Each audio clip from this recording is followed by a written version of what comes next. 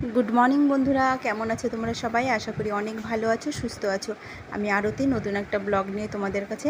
দেখো, সকাল সকাল ছাদে চলে এসেছি। তো দেখলাম এসে অনেকটাই রোদ উঠে গেছে। তো এখন নিচে চলে যাই, গিয়ে কিছু জামা কাপড় কাচতে হবে, কেচে রোদে শুকোতে দিতে আসবো।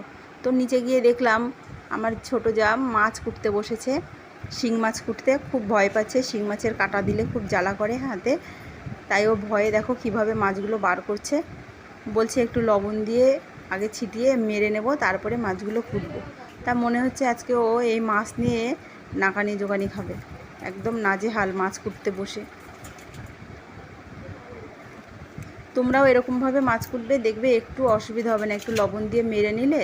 ওই দেখো এখনও মরেনি, লাফাচ্ছে। এই দেখো মাছ কুটতে বসে গেছে। এই যে শ্রেয়ান তো খুব খুশি হয়েছে দেখে, বলছে মাছগুলো বিড়ালকে দিতে। একটা বিড়াল এসছে, দেখো।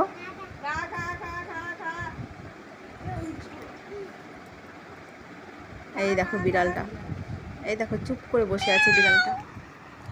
মাছ দেখে ও মনে হয় আনন্দ পেয়েছে। তো এখন বিকেল হয়ে গেছে বন্ধুরা। তো দুপুরের কাজ, খাওয়া দাওয়া, রান্নাবান্না সবই হয়ে গেছে। সেটা আর তোমাদেরকে দেখাতে পারলাম না আজকে।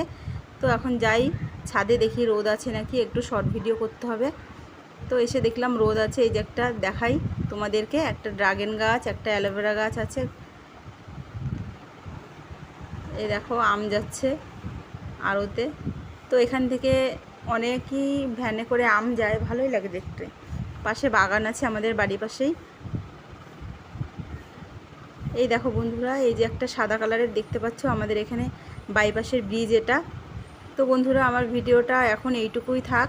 আবার দেখা হবে তোমাদের সাথে পরের ব্লগে। ততক্ষণ তোমরা ভালো থেকো, সুস্থ থেকো। কেমন লাগলো অবশ্যই কমেন্টে জানাবে।